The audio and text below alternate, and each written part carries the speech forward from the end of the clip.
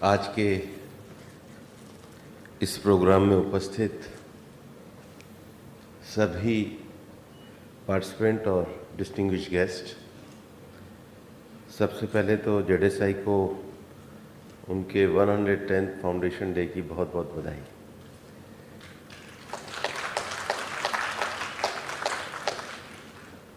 दूसरा,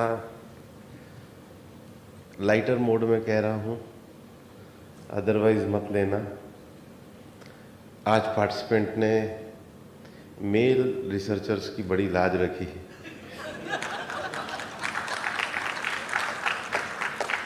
क्योंकि जब भी स्कूल के बोर्ड्स रिजल्ट देखता हूँ तो हमेशा लगता है कि ये पीछे क्यों रहते हैं, आज ये सभी आगे थे।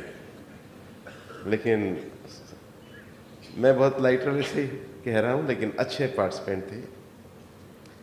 सबसे पहले जो हमारे जितने भी पार्टिसिपेंट थे वो सब देश के बड़े रिमोट एरिया से थे, इसके लिए भी बहुत बधाई।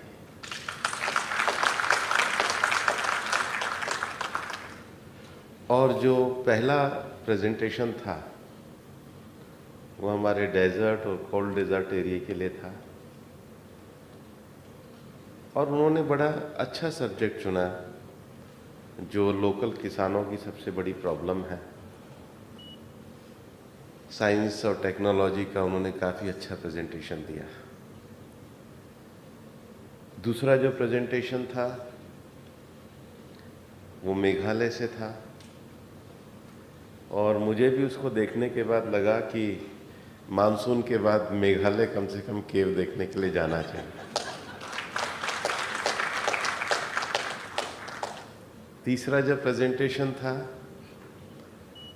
वो लद्दाख से था, और मैं डीजी साहब को कह रहा था कि जहाँ मैन एनिमल कॉन्फ्लिक्ट है और हमें कई बार टाइगर मिलता नहीं है, ये बहुत अच्छा प्रेजेंटेशन है। जो फोर्थ प्रेजेंटेशन था वो सेमी एरिड फॉरेस्ट एरिया के लिए भी टेक्नोलॉजी का, एआई का उपयोग करने के लिए था। और जो पांचवा प्रेजेंटेशन था वैसे अच्छा था, उसमें एक नाम एक अनन्या का था, तो कम से कम एक साइंटिस्ट तो आगे थी, वो प्रेजेंट नहीं थी, लेकिन वो भी हॉर्स शो कप के लिए, विशेष रूप से बायोडाइवर्सिटी कंजर्वेशन के लिए अच्छा था। मैं सभी पांचों प्रेजेंटेशन वाले पार्टिसिपेंट को अपनी तरफ से बहुत बहुत बधाई देता हूँ। हम लोगों ने इस विषय को काफ़ी आगे बढ़ाया है। पिछले दिनों जब प्रधानमंत्री जी ने पिछले एनवायरनमेंट डे पे हम लोगों को मिशन लाइफ का प्रोग्राम दिया था, सो मिशन लाइफ के जो हमने 7 एस्पेक्ट्स चुने थे, save energy, save food, solid waste management, चौथा ई वेस्ट मैनेजमेंट, पांचवा ban of single use plastic, save water और हेल्दी लाइफ स्टाइल। और देश में सभी आईआईटीज, आईआईएम में जाकर के मैंने स्टूडेंट्स के साथ इंटरेक्ट किया था, क्योंकि जो नए स्टार्टअप हमारे आने चाहिए, जिस पे हमारे यंग माइंड्स को काम करना चाहिए, तो ये 7 ऐसे एस्पेक्ट हैं, and save energy, save water, save food, solid waste management, e waste, ban of single use plastic और alternative remedy for single use plastic और हेल्दी लाइफ स्टाइल। और मुझे बहुत खुशी हुई कि उसमें भी काफ़ी अच्छे पार्टिसिपेंट ने भाग लिया। नई टेक्नोलॉजी, नए स्टार्टअप, क्या हम कर सकते हैं। और यहाँ भी जो ज्यूरी आप लोगों ने बनाई है, इसमें हमारे फॉरेस्ट ऑफिसर भी हैं एकेडमिक क्षेत्र के, इंडस्ट्री के लोग भी हैं, पॉलिसी मेकर भी हैं, साइंटिस्ट भी हैं, रिसर्चर भी हैं। जो देश में हमें नया परिवर्तन लाना है,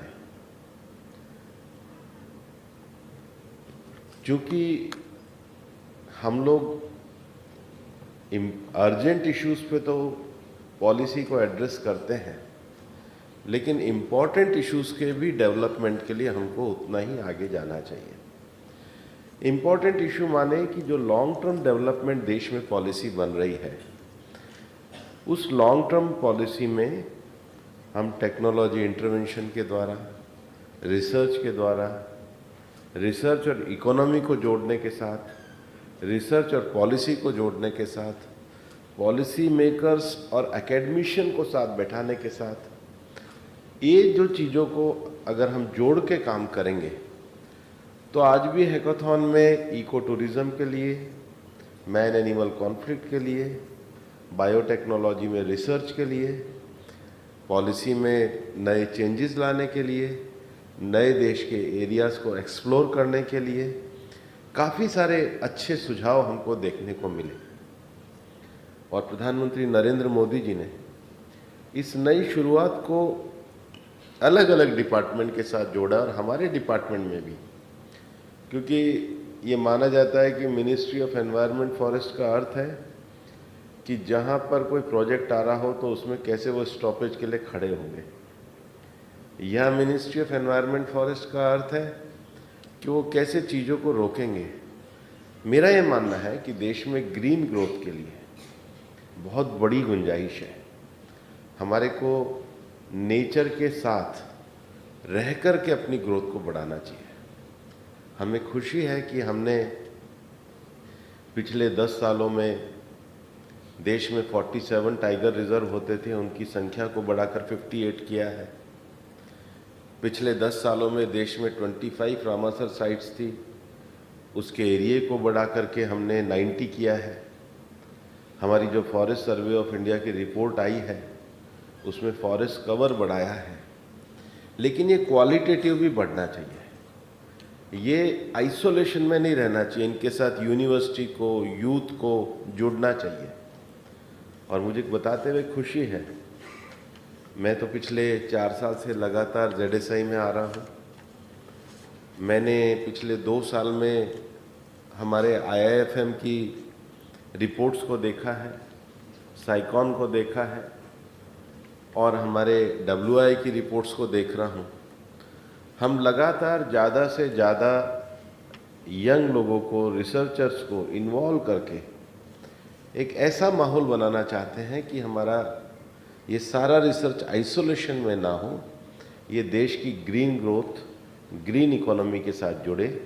हमारी रिसर्च और पॉलिसी के साथ हम लोगों को ज़्यादा अच्छे रिसर्च के साथ अच्छा साइंटिफिक एटीट्यूड हम देश में दे पाएँ।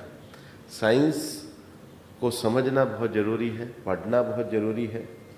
अभी जब मैं हाल ही में दुधवा फॉरेस्ट एरिया की रिव्यू मीटिंग ले रहा था तो मैंने वहाँ के फॉरेस्ट ऑफिसर्स को पूछा था कि हमको ये चिंता करनी चाहिए कि जो हमारे 58 टाइगर रिजर्व्स एरिया हैं, इनके स्कूल्स में बायोलॉजी कितनों में पढ़ाई जाती है, साइंस कितनों में पढ़ाई जाती है। वहाँ पढ़ने वाला जो 12th क्लास का बच्चा है, वो जिस फॉरेस्ट के नज़दीक है, वहाँ अगर हम उसको भी लेके जाएंगे, एकेडमिक रिसर्च को भी, तो एटीट्यूड बढ़ेगा। और मुझे अच्छा लगा कि आज लद्दाख यूनिवर्सिटी के, मेघालय के, जबलपुर के, दीघा के इंटीरियर सेक्टर से, जो देश के बिल्कुल अंदर क्षेत्र माना जाता है, वहाँ के आए हुए यूथ्स ने बहुत अच्छा प्रेजेंटेशन दिया। सबको बहुत बहुत बधाई। और हम पूरे दिन साथ रहेंगे, तो मैं तो आगे भी बोलने वाला हूँ। अच्छा करते मेरे को ना बुलवाते तो एक ही बार बोलना पड़ता है, सुनने में ज़्यादा ठीक लगता है, लेकिन जो लोग बोले उनके पास बहुत अच्छी आगे संभावनाएं हैं। और ये देश इन्हीं नौजवानों के साथ 2047 का विकसित भारत बनेगा। इसी संकल्प के साथ आप सबको शुभकामनाएं। धन्यवाद।